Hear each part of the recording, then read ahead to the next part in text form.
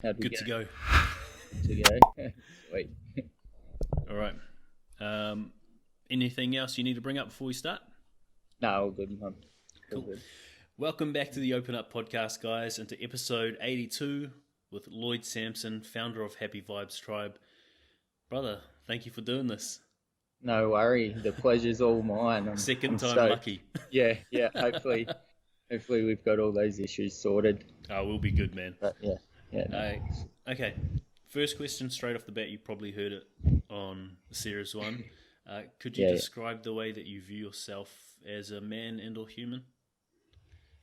Yeah. So tough question, and like all you guess, it's a hard one to answer. It's hard talking about yourself, but I would say I'm definitely a kind person. Definitely resilient now. And I'm now a confident person. Now, confidence can be a tricky one because obviously you don't want to get too big of an ego. But when I say confident, I mean confident in who I am and what my beliefs are. Yep.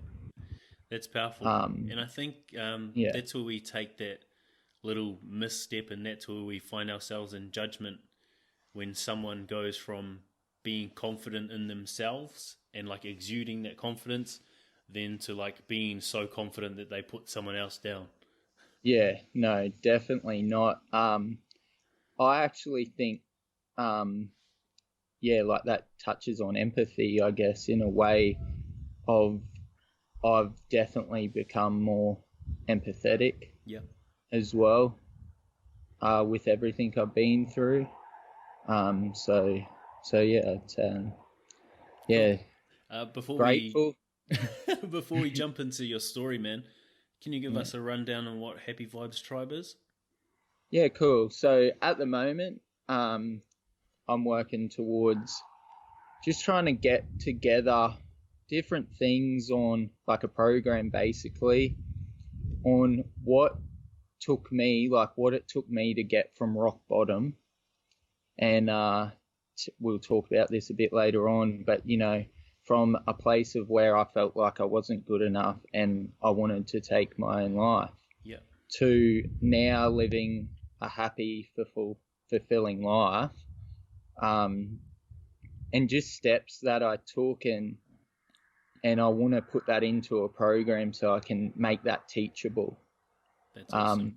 Because what I've learned is schools is a big thing I want to target, because I've learned all this stuff as a 30-year-old. I'm almost 34, and I'm learning it as a 30-year-old. So it's a lot harder to learn now, where much like yourself, you want to make it mainstream, mental health mainstream.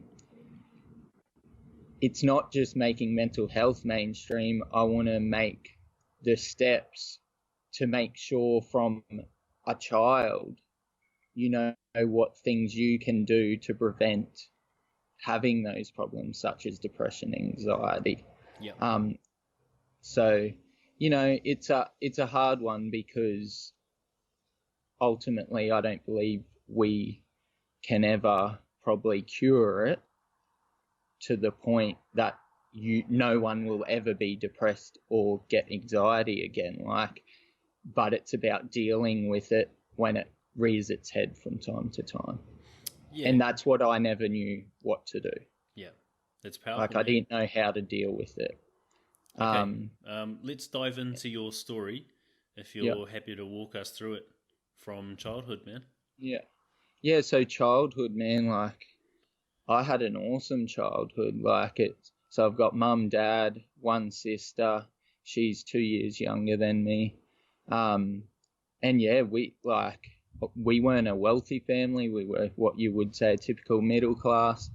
But man, mum and dad gave us everything. I'd always spend weekends fishing with dad. We'd always have, the school holidays was always about going away camping, fishing, surfing. awesome family life with relatives. Like our whole big family was very close growing up, so I had nothing to complain about. Like me and my sister, you know, we were brother and sister. We got along well, but you know, when we didn't, we fight like brother and sister, you know. But yeah, great memories from childhood. You know, fishing was probably a big one. I grew up playing rugby league. Yeah. That was awesome. Like I played from 6 till I was 23. And then even last year I gave it another crack. I had to go back. So yeah, you know, mum and dad drive me around every weekend for that. Like and rugby league was a big thing. Really awesome to be part of a team. Like I think I learned a lot growing up from that, how to be a part of a team and just camaraderie, have mateships that I still have from those days. So in saying that, that sounds like, oh, well, where did it all go wrong, you know? And the thing is, nothing went wrong through my childhood, through my 20s, but that was in my mind, you know? Like, I thought I had it all, and anytime a problem would rear up, it was put to the back of the mind, back of the room, because it was just everyday life in my mind that was getting me down.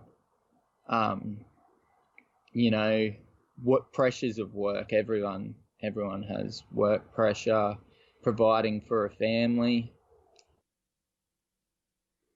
So yeah, I had married at 23, had my first child at 23 as well. Yeah. So pretty young, got 3 kids.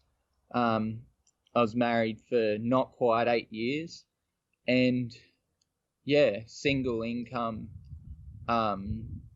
in the house brought on a lot of financial pressure, and I was the kind of person that I was a proud guy. Like I wanted to provide for my family. Like, yeah. So I'd work as much as I can, like overtime, give it to me. But by doing that, I never had any time for myself, which I don't mean like I had time to go hang out with mates and stuff like that. But from what I've learned now, that's not time to yourself. Like a big factor for me was nowadays I make time for me. Sorry about that. So this is a selfish question because I know someone going through the same thing at the moment. Well, just had a baby, struggling with the pressures of being the provider. What were you going through mentally throughout that period? Like obviously it's a lot of stress, that's a lot of pressure. Do you remember how you were feeling and what you were going through? Yeah, I do. Anytime I felt that, yeah, I couldn't provide something for the family, I really felt like I was letting the family down, like, and when realistically I should have been like, well, we're doing the best we can, like, yeah, there, you know. And to be honest, looking back, I remembered I'd always want too much. Yeah. So my biggest problem was about happiness was, you know, if I can buy everything for my family, we'll all be happy. So my problem, I don't know with your friend, whether they're struggling with trying to provide happiness, just general happiness, or trying to provide day-to-day things that we need to survive. because I've got a pretty good job. Like, I could always provide the necessities, but I'd always want more. Yeah, and is that Which, based on like a comparison at all? Were you comparing yourself to anyone else or to another family? yeah, the old keeping up with the Joneses. Yeah. Like, not so much any one family in particular. Like, it was just you only had to go to the kids' school, friends at work, just friends, family, what they had. So, you wanted what they had, essentially. And so I did everything in my power to work as hard as I could to try and get all those things. And there was never any pressure from anyone to do that. Yeah. That was just all in my mind. Okay. In saying that and having that internal pressure, that pressure you put on yourself, looking back, it's easier to see. Like, hindsight is beautiful, but beautiful. Obviously it's hard to see that in the moment, hard to acknowledge it.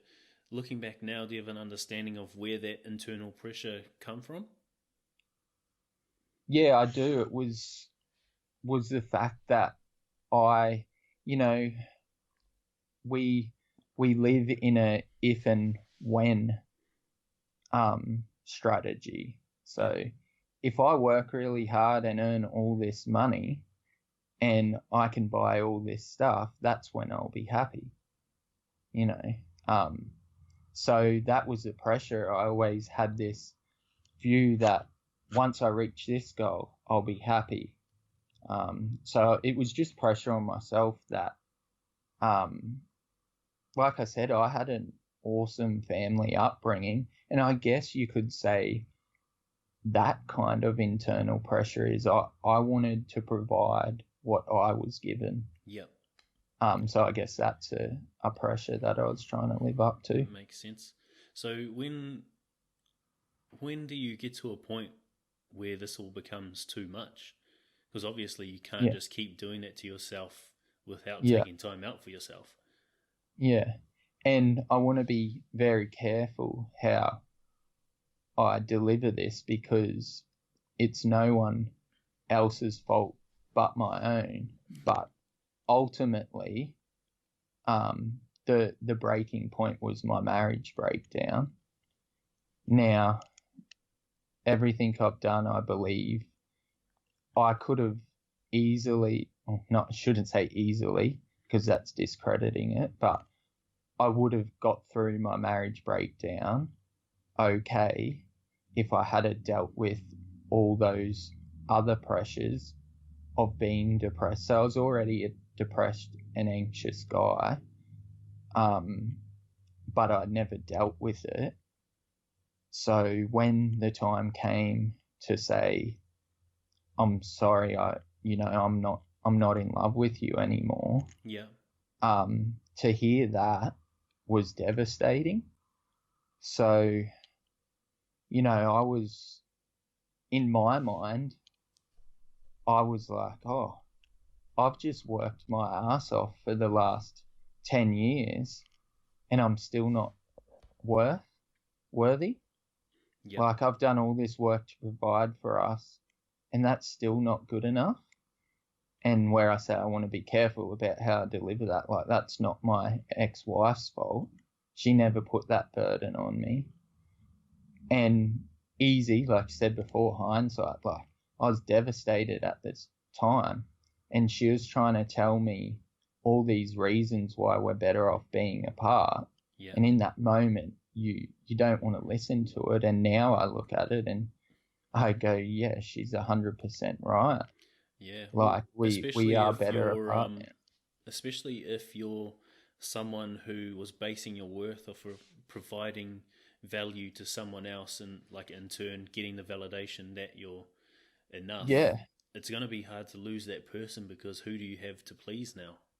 Exactly. Like, yeah, who do I have to work hard for? Like, obviously, obviously I still work hard now for my kids and my new partner, but, and I don't feel any pressure to provide for any of those people now, because my kids, no matter what, the sun comes up tomorrow, they're still going to love me no matter what I give them, as long as I can get up in the morning and they either come into me or I come into them and give them a big hug. That's enough for me now, and I know it'll be enough for them. That's amazing. So yeah, in saying that you were this pleaser and you had this like really high standard for yourself in terms of what you provided for your family, so then you'd feel worthy. Did you ever feel enough growing up? No. Now, like I said earlier, I had an awesome upbringing. Yep. But so my mum and dad are both very great people. Mm-hmm. The thing is with mum, like mum is the most amazing woman, even now, like if I, she'd do anything for me now, like, and I tell mum everything, like, I mean everything, like I can easily have a conversation with mum about girls, whatever. It didn't worry me now, which is normally probably something you might have a chat with your dad. But I don't know, Dad and I guess, are just two different people. We have footy in common, we have that. So, but he brought up in a very what's the word I'm looking, conservative family. So he's a conservative guy, a negative guy, like, approach to things. So I just never really had a real connection with Dad. So, and I say we're very different people. Like when I was a teenager, I went through a stage where, I really liked dressing and being an emo kid. I was an emo kid all through high school, and now to him, a guy who was born in the 60s and, that sort of style would generally, back in those days, he'd always be like, "Oh, are you gay? Are you sure you're not gay?" And it was never in a negative, teasing way, but that's just what he thought. So then I'd always have to prove to him that I'm not. And with that, means I try even harder to try be worthy, and be like, no, I'm just a regular guy, Dad. This is just my personality at the moment as a teenager.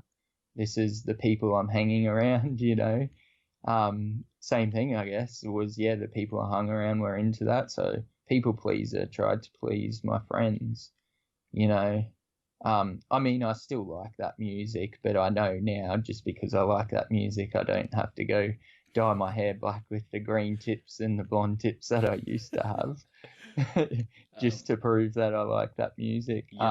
And then I played, like I said earlier, I played footy growing up. He was a massive influence, coming and watching games. But, I remember, the old parents on the sidelines yelling out to their kids. There was always stages after games sometimes, I'd cop a bit of slack there. So, there's always that feeling of, oh, gee, I haven't played well enough today. Need to prove myself again next week. So, I think did needing his acceptance influence what you did in terms of your career at all? No, so I don't know, I don't think we touched on it earlier, so I'm an electrician by trade. No, I went down that path just because all through high school. I guess another thing with high school is I never knew what I wanted, so I never had a purpose of what I wanted to do outside of school. It only happened to be one day I was helping a cousin install some ceiling fans, who was an electrician, and that's where I decided to do that. So Dad was always happy that, he's a chippy by trade, so he was happy for me become a tradesman. Okay. And so in saying like you become this sort of pleaser to gain acceptance, do you ever feel like you had the acceptance of your dad before you got to that point where your marriage broke down? No, I know it's a real hard question because I know he loves me. Yeah. But there's certain things that, yeah, I know he questions, but I guess at the end of the day, he definitely accepts me for who I am. But even now, sometimes I know I don't do things to please him, but it still worries me a little bit that there's like I'll hide certain things from him because I know he won't agree with it. Now, I do that just because I don't need that acceptance. Yep. Now, it's a bit different when you're a kid and you're living under the same roof and it's their rules. But you know, now role model. Yeah. Where nowadays, you know, I'll avoid telling him certain things just to save not so much an argument, but then it puts doubt in my mind. I want to make that decision for myself, what I believe is the right thing to do. Yeah, that's super powerful, and that's not being rude at all. Like I've found I've limited my time around people who question what I'm doing with open up and like putting pressure on me to make money with it. It's like, no, you don't understand who I am and what I want to do, so therefore, like, all you're bringing is like me. You're making me question what I'm doing. Yeah, but I believe in what I'm doing, so I don't need to feel like that around you. Yeah, that's a massively powerful thing to block out that negativity because it's so easy to let it creep in. And yeah, I seen your post the other day about making money, and yeah, man, you're on the right path. It'll come. And the great work you do, I believe in you. So, oh, thanks. Yeah.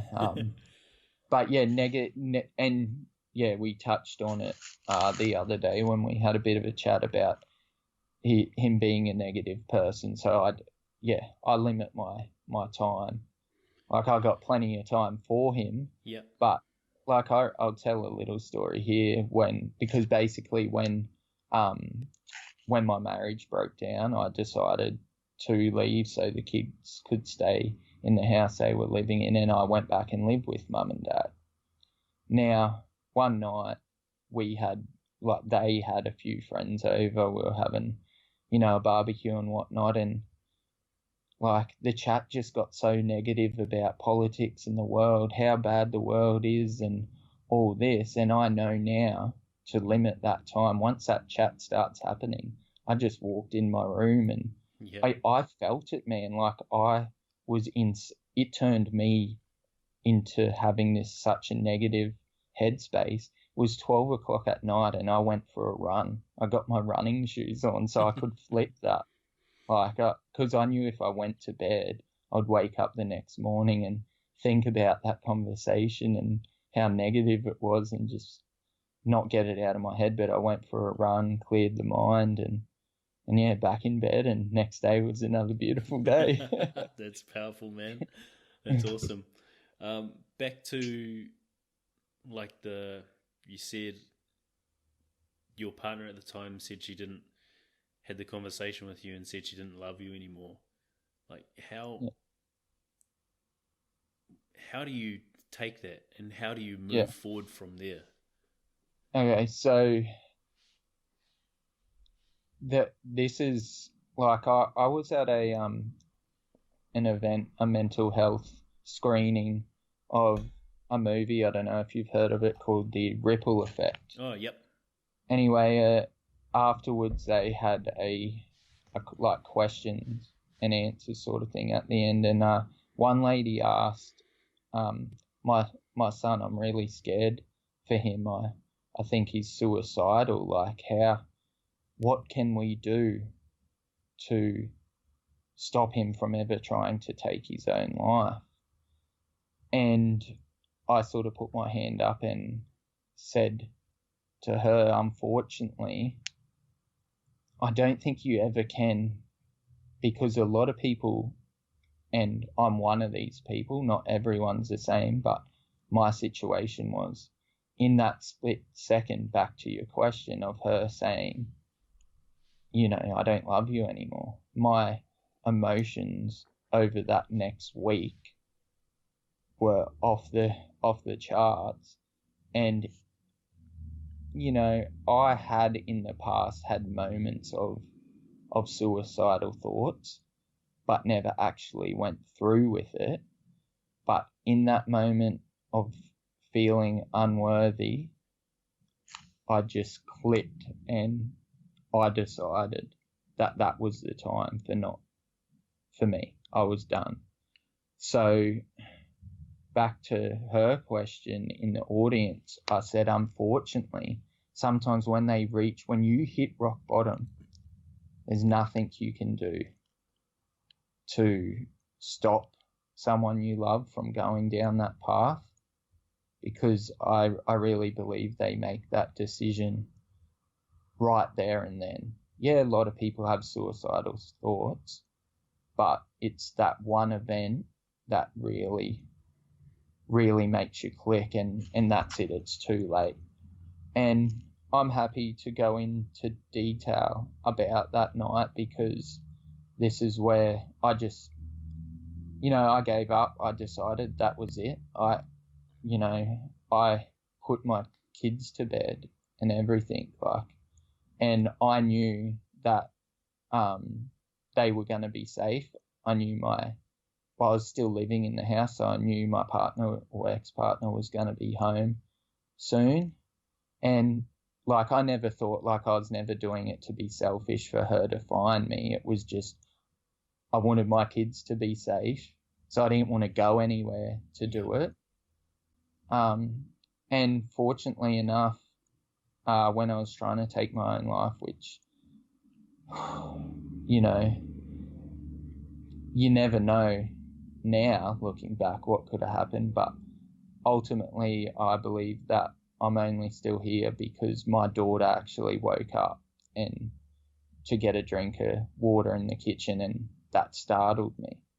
So I was pretty out of it at that stage, and I heard it, but that clicked, man. That was the moment of, I don't want to be here, and the moment of, oh shit, man, I need to stay on this earth. I need to stay here, all in the space of 20 minutes. I got to survive for these kids. I got to do everything in my power for my kids. So it was a crazy night. That didn't stop me feeling depressed, anxious, unworthy. I still had all those feelings, but I now had a purpose. It made me realize, far out, what happens if she came out 10 minutes later, and my ex-partner wasn't home yet? That was such a quick realization of, what are you doing, man? I know life's really, really shit at the moment, but yeah, you've definitely got a purpose to and I can continue. understand how you got there too, because obviously you're not just losing your partner. In essence, you're losing your partner, your family, your support network, your identity as a dad, and then your purpose, which was to provide for them. So in your mind, I can understand, you literally had nothing left to live for. Yeah. Until you have your daughter startle you, and then you realize, oh shit, I have purpose, whether or not I'm living with them, whether or not they live with me. Yeah. It's easy to say now, and oh, that was silly to even think that way, but we both know, and a lot of people who will listen to your podcast, we know, once you get in that mindset, it doesn't matter. It could hit you. Well, actually it did hit me square in the face, and that's what it slapped me out of it. But that's what you need. Like, otherwise you're just like, oh, I don't know, what do I have to live for? So yeah, it's unfortunate that it did take that event to turn it around. Okay. And so, but were you able to open up about that part of your life, like moving forward? Yeah, actually, it happened kind of quick and strange. A good friend of mine, Troy Brown, he runs another project called the Down Not Out project, which I'm heavily involved with, and you're aware of. He does great things. We grew up being apprentices together for a few years. We were great mates when we worked together, but just never really kept contact apart from maybe a message here and there. But then once we both had kids, got back in contact a little bit more regularly for play dates and whatnot, as you do with young kids. And I don't know, one day, like he was learning to become a pilot, and one day he invited me out to watch him, and this was try and think from memory, I think it was about a week and a half after that night, and I had no intention of telling him or anyone really. And I went out this day where he was flying, took the kids out with me because they had heaps of cool old planes there. The kids loved it. That was awesome. And we just had a chat at the end of it. I don't actually remember. He says to me he remembers it like it was yesterday. But for whatever reason, I felt safe. And, you know, if for anyone who's ever met Troy, they'll completely understand why I got that feeling that day. And I told him what had happened, you know. And I won't go into his story, but he got it because of stuff he's been through.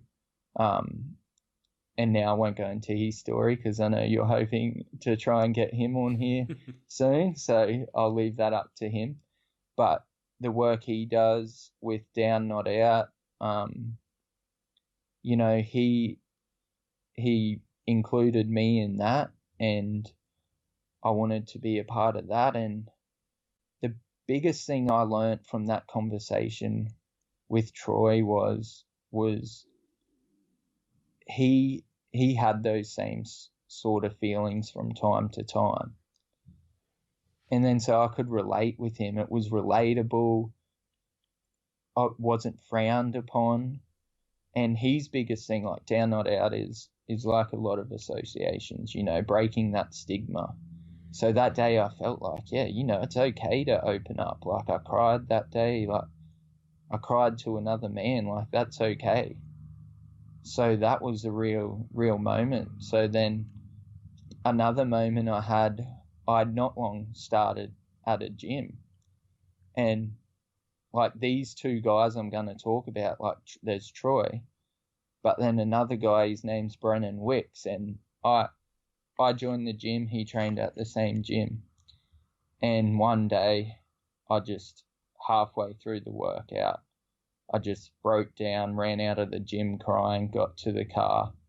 And me and Brennan, we had a few conversations, but was just like hey, how are you this morning? Yeah, good, mate. You know, that's all we knew of each other. I knew his name was Brennan. He knew my name was Lloyd. But the thing he did after that, like, it changed everything, because he ran out to the car after me, and he didn't know me. He didn't know who I was. And he asked that simple question, are you okay, you know? Like, and that's all it took for me, like a complete stranger, or not complete, but more or less a complete stranger, to ask what's going on. You know, anything I can do, let me know. And you know, I didn't tell him exactly what was going on then and there. It took me, you know, that day or whatever to go, geez, that was a bloody awesome thing for him to do. So, next session, said hello to him again, and then we obviously got close, and then I've made it aware to him now of how big a moment, like we're really close now. Yeah, and then having that happen has taught me to open up, and the Open Up podcast, like, yeah. But opening up meant that it made a group for me, and it made a group of people who could resonate with what I went through. So we all had something in it, created connections. Yeah. So then we talk about negative people before. I created this network of loving, caring, kind people, as my support network. So just out of pure luck, really, I created this network that changed everything, like positive outlook on life. That's powerful, bro. Yeah. Was that time you spoke to Troy and you could like finally open up and relate, was that the first time you could ever relate to anyone about what you were going through? Yeah, so growing up and back to my dad, like mental health in our house wasn't a big thing, and even being an electrician, a tradesman, like the stigma, we talk about the stigma. So yeah, I never would have opened up to anyone.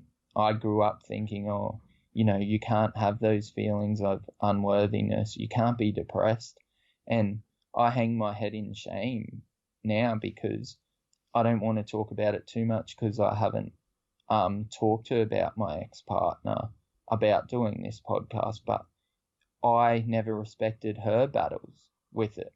Yeah. Because when I was dealing with my depression, anxiety, I just went, that's just day-to-day life. I'd put that in, and I expected her to do the same thing. And I was never there for her issues.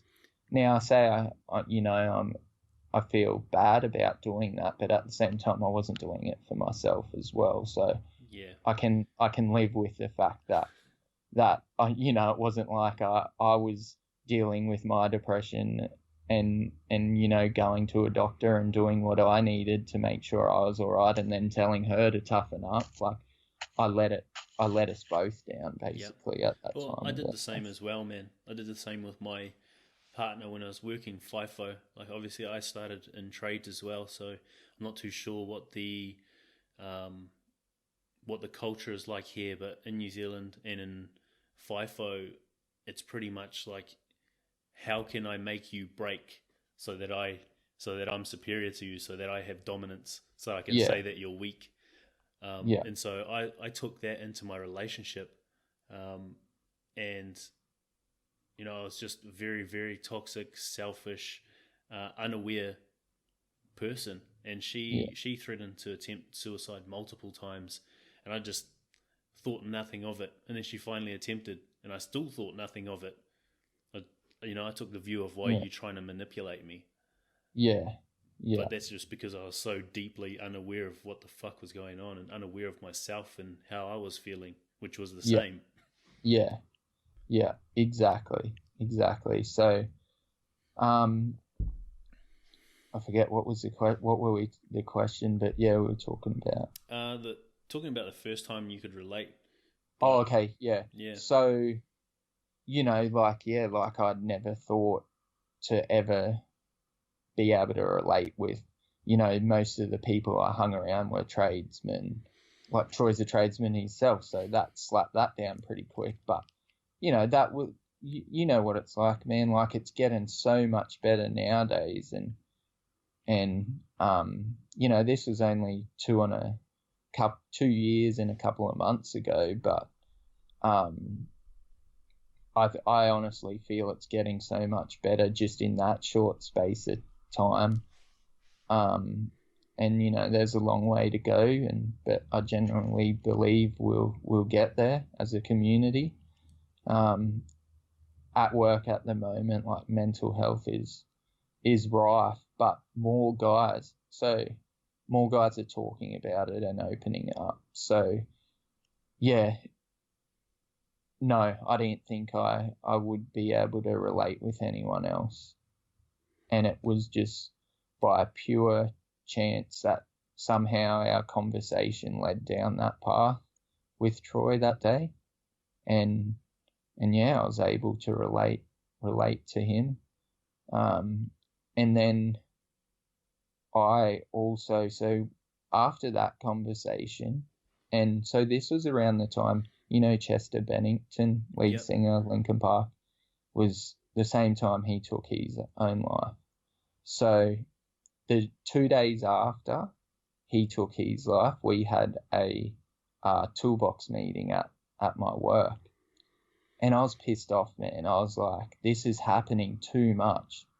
Like, I was into Linkin Park. I like Linkin Park. And I was like, this is like, something needs to change. We need to do something about this. So I called my supervisor. I said, hey, I want at this toolbox on Tuesday, I want to get up and speak.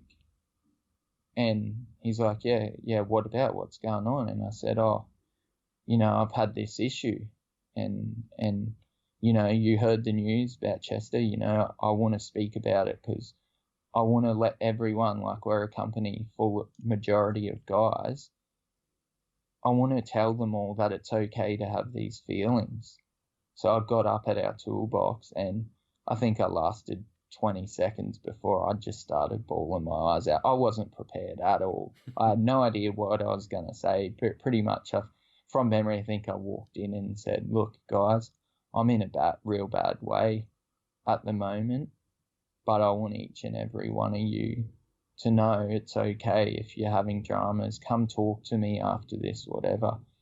And that day sort of it's been a slow process, but since then is what Happy Vibes is all about, and really gave me the drive, and that stemmed from the reaction I got that day.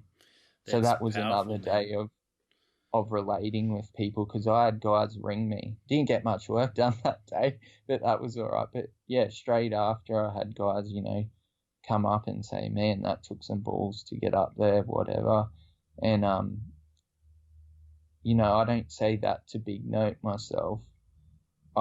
It shouldn't take big balls to get up there. That should be okay to do that. Like, we should be able to stand up and yell to anyone that we're struggling a bit at the moment. Yeah, that's powerful that you did that, brother. The fact that you could get up and share that, be that vulnerable with something that was still pretty raw. Yeah. That's profound, man, and no doubt you would have changed some lives just in that 20 seconds. Yeah. That you were speaking to those guys. You spoke about having like anxiety and depression. Obviously, those would have contributed to what you went through with your attempt. We'll move on to like recovery and how you overcome that. How have you been able to overcome what you've been through?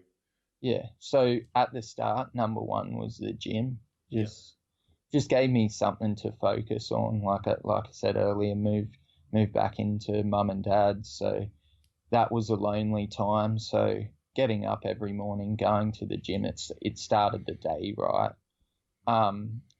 At the time, I didn't really know why that was helpful, but there's enough research out there now to know how powerful exercise is for your mind. So that was the first step to recovery. And then I spoke about telling people. That was another one, which led to talking to Brennan, which he later on, once our friendship started to grow, introduced me to, self-development, Tony Robbins, stuff like that, which for a little bit did have a little bit of a negative effect, only a little bit, and that was surrounding with the whole setting goals and things like that. But that's because I briefly with setting goals, I surrounded my happiness with that. So if I didn't reach goals at work, in the gym, then that would affect my happiness. But now I've learned that, yeah, goals are there to try and achieve. If you don't reach them, that doesn't control whether I'm happy or not. Yep. It just means I might have to do something different to get there. Okay. Cool. What next? And then, yeah, that whole network of creating a network of people, and practicing. Like, it's easy to say, be grateful, show gratitude, but you've actually got to practice it. Like, it's like the gym, sport. You can't get good at kicking a footy if you don't practice it. You can say, I can kick a footy, but you can't get good at it if you don't practice it. So how do I practice gratitude? Is each day at night I'll look back on the day and I'll note down 3 things, like what worked well for me today, what was good about today, and what that did for me, what I've learned off people, is that just trains your brain to be thinking positive things. So, I might have those 3 good things happen in a day, but like most people, there's probably 3 shit things that happen too. But if I have this little thing, takes 2 seconds to sit in bed at night and go, that guy who made my coffee today was really nice to me. That was a good thing that happened today. Yeah. Oh, I come home and my partner cooked me a good meal. Like, it doesn't take long to have to think about 3 things. Yeah, and the power of gratitude is that even when you are faced with something that's seemingly negative, because you're practicing gratitude every day, you're teaching yourself to look for the positive. At the end, like at a certain point, you'll get to a stage where you have the ability to see the positive in the negative. Yeah, definitely. And so, definitely, yeah. Especially with stuff when you're like sitting, something as stupid as sitting in traffic or waiting in a line. You know, you can find the positive in sitting in traffic. Okay, this time I'm going to learn my lesson. I'm going to leave a little bit earlier so I don't get caught in this traffic. Yeah, correct. Or like the example I was given to when I was learning about this stuff was like, you might want to go for a run in the morning and it's raining. You would have been like, oh shit, I hate the rain.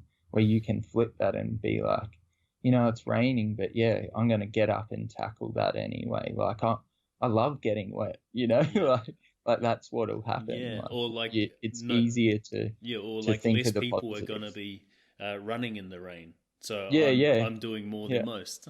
yeah. Just trains the brain to look for the good things in life. All right. So another thing you touched on was nutrition. Yeah. So I'm not eating the best at the moment. So I'm not eating the best at the moment, but realistically, I'm just treating myself from time to time, really. Yeah. But when shit was really bad, I joined gym. Like, I really narrowed my focus on the gym, and they taught me about nutrition. And I noticed straight away once I cut out, like, every day I'd probably pull into a BP servo and get just fries, for lunch. That was my lunch every day.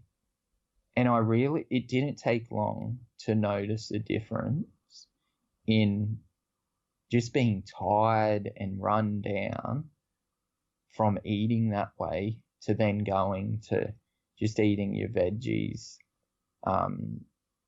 and good food. Like, it didn't take long at all to see a change in how I was feeling. I'm don't know, I haven't learnt much about nutrition, like the science behind it. But like I said, it didn't take long for me to realise that changes how I feel mentally a lot. Absolutely, bro.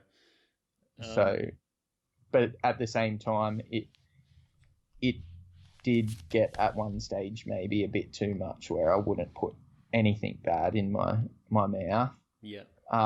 So that's where I had to laugh before and said, "Oh, I've been a bit slack lately," but but I know, like, you can enjoy those treats every now and then. That's not going to change my mental state. It's when I'm eating it every day, day after day. Yeah. That's when I notice it. Yep.